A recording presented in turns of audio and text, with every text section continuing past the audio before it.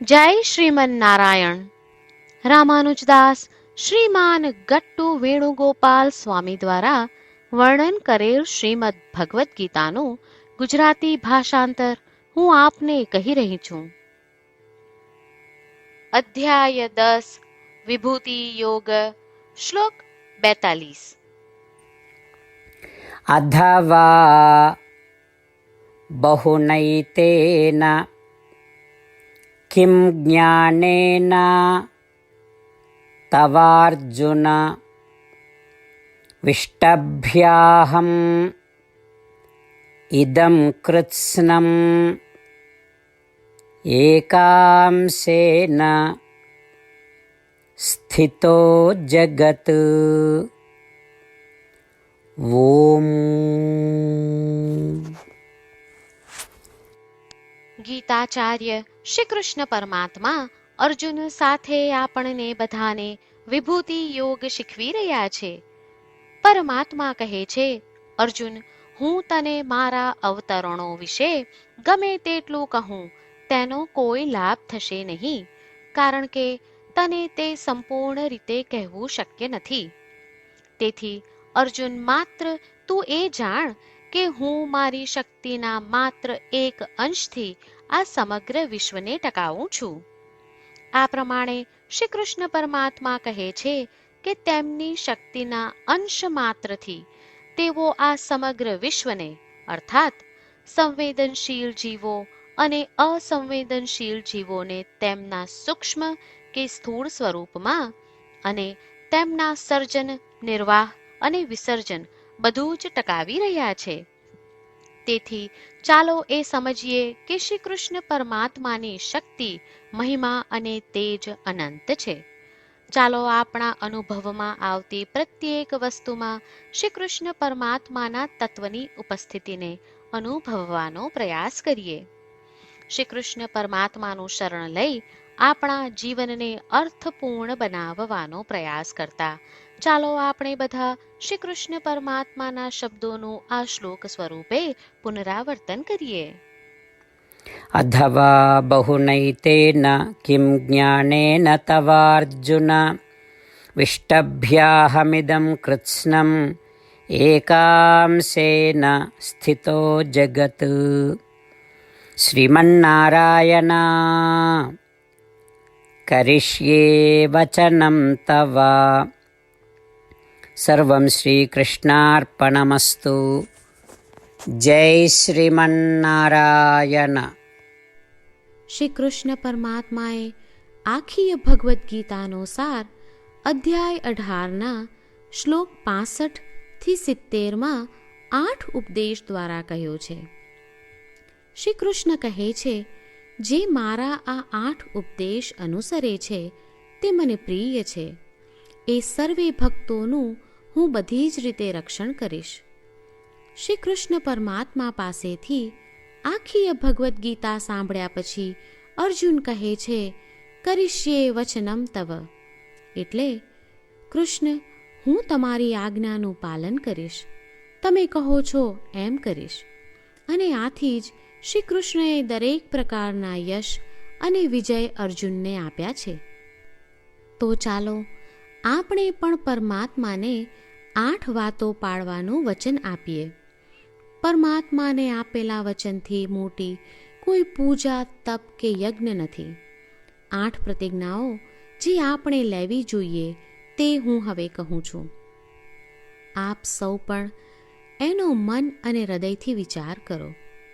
આ રીતે શ્રી કૃષ્ણને વચન આપતી વખતે આપણે સૌ શ્રી કૃષ્ણની હસતી મુખમુદ્રાનો મનમાં વિચાર કરીએ અને પરમ આનંદનો અનુભવ કરીએ. જય શ્રીમન્નારાયણ. આપણા 8 વચનો આ પ્રમાણે છે. આપણું પહેલું વચન, હે શ્રીમન્નારાયણ, તમારા ઉપદેશ પ્રમાણે હું હંમેશા તમારું ધ્યાન અને ચિંતન કરીશ. આપણું બીજું વચન, હે શ્રીમન્નારાયણ, તમે કહ્યું છે તેમ હું સદાય તમારી ભક્ત રહીશ. આપણું ત્રીજું વચન, હે શ્રીમન્નારાયણ, હું મારા કર્મો તમને સંતોષ થાય તેમ અને તમારી સેવા માટે કરીશ. આપણું ચોથું વચન. હે શ્રીમન્નારાયણ, તમે અનુસરવા કહ્યું છે તેમ મને પૂર્ણ શ્રદ્ધા છે કે હું તમારી છું. હું સદાય મારા હાથ જોડી તમને નમસ્કાર કરીશ, તમારી ભક્તિ કરીશ. આપણું પાંચમું વચન. હે શ્રીમન્નારાયણ, હું તમારા શબ્દો યાદ કરું છું. મામેકમ શરણમ વ્રજ. તમે તમારી શરણમાં આવવા કહ્યું છે. શ્રીમન્નારાયણ, હું માત્ર તમારા જ શરણમાં છું. આપણું છઠ્ઠું વચન. હે શ્રીમન્નારાયણ, આપે કહ્યું છે મા શુચ. તમે અમને આશ્વાસન આપી શોક ન કરવા માટે કહ્યું છે, તો હું દુઃખી નહીં થાઉં, શોક નહીં કરું.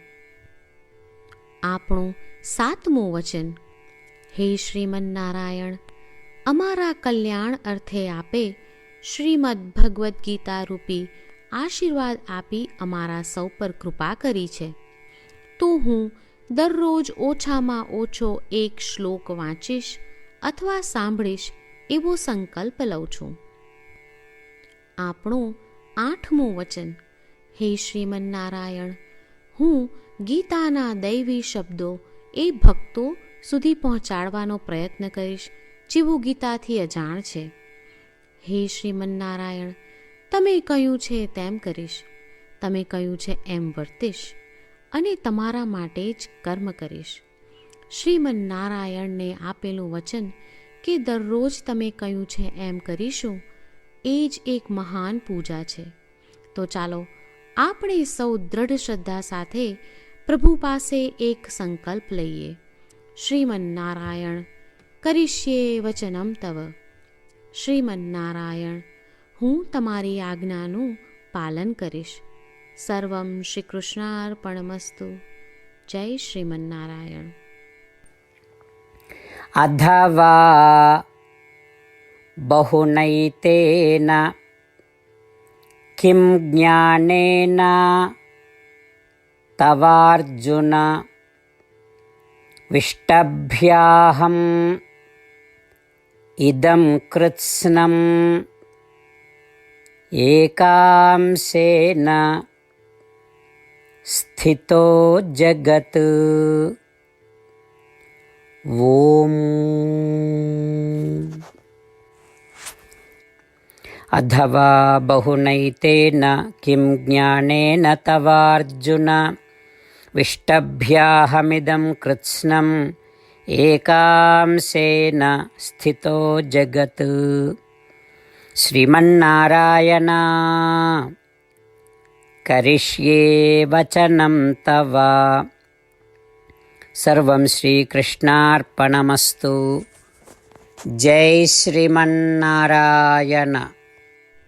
જય શ્રીમન્નારાયણ. તમામ ભક્તોને ખાસ વિનંતી. આપણા જીવનની દરેક બાબતોમાં આપણે તાત્કાલિક અને અસરકારક પરિણામો ઈચ્છીએ છીએ. આ પ્રાપ્ત કરવા માટે ચાલો દરરોજ 1 મિનિટ ફાળવીએ અને નારાયણાસ્ત્રમ વાંચીએ. નારાયણાસ્ત્રમ મેળવવા માટે તેની વેબસાઇટ જે www.narayanaastram.org છે તેના પર જાઓ અને રજિસ્ટ્રેશનમાં તમારું નામ અને ઈમેલ આપો. તમે આપેલા ઈમેલ પર તમને નારાયણાસ્ત્રમ PDF પ્રાપ્ત થશે. PDFમાં રામાયણનો 1 શ્લોક, ગીતાનો 1 શ્લોક અને એક વિષ્ણુ નામ છે. આ 3ને નારાયણાસ્ત્રમ કહેવામાં આવે છે. દરેક વ્યક્તિને આ શ્લોકોનું અલગ અલગ સંયોજન પ્રાપ્ત થાય છે. જ્યારે દરેક વ્યક્તિ 24,000 ભક્તો સાથે તેમના નારાયણાસ્ત્રમને દરરોજ વાંચે છે અથવા સાંભળે છે, ત્યારે સમગ્ર રામાયણનું 1 વાર પારાયણ, શ્રીમદ્ ભગવદ્ ગીતાનું 33 વાર પારાયણ અને વિષ્ણુ સહસ્ત્ર નામનું 24 વાર પારાયણ રોજ પૂર્ણ થાય છે. આ એક અદ્ભુત અને અસાધારણ પરિણામ છે.